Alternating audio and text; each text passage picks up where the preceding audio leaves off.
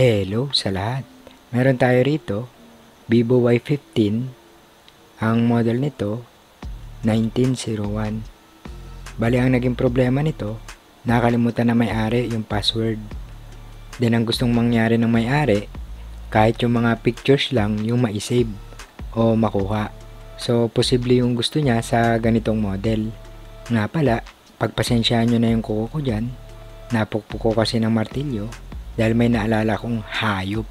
Bali, nagawa ko na ito, then ipapakita ko lang sa inyo ngayon kung paano ko ginawa. Tara, at simulan na natin. So, ang ginawa ko, nilagyan ko muna ito ng password. Nilagyan ko rin ito ng email. Nag-save din ako sa contacts. Mababasa nyo dyan, Banana Q. Then mayroon din itong message. Sa file manager, makikita natin na mayroon itong laman. So hindi na natin ito bubuksan para sa privacy ng customer. So heto na yung mga gagawin. Una, kukuhanin muna natin yung exact model para sigurado tayo sa ibabypass natin. So itap yung camera icon at i-scroll pataas. Then mag-picture. Then i-select yung picture na nakuhanan. Then i-select yung icon ng details.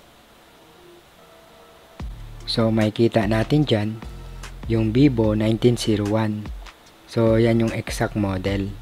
So ngayon proceed na tayo sa second step. So ang next na gagawin, i-power off yung cellphone. Then i-ready yung USB cable. So ngayon punta naman tayo sa PC. Sa PC, i-open ang unlock tool. Then dito sa unlock tool, i-select yung Vivo. Then sa search bar, i-type Y15. Then i-select yung unang-una, yung Vivo Y15. Then dito sa BRAM EDL, i-select yung preloader, save format. Then i-connect yung USB cable.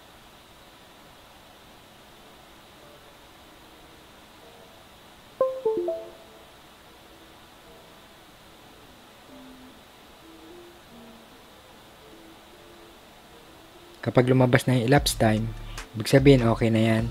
So ngayon, punta na tayo sa cellphone. Medyo may katagalan ito ng kaunti, kaya aantayin natin ito. Then maaari na rin natin alisin yung USB cable.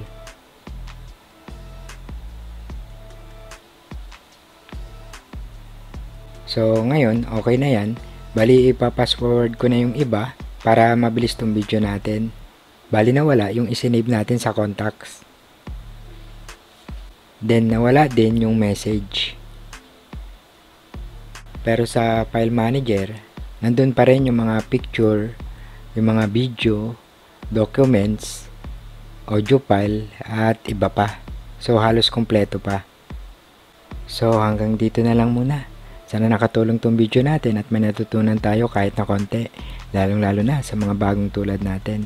At hi and hello na sa mga tropa, sa mga master, sa mga nag-upload ng mga totoong impormasyon, sa mga sumusuporta at mga nagtitiwala ang magpagawa sa atin. Ayun. Thank you sa inyong lahat. At yun, okay na to. Okay. Okay.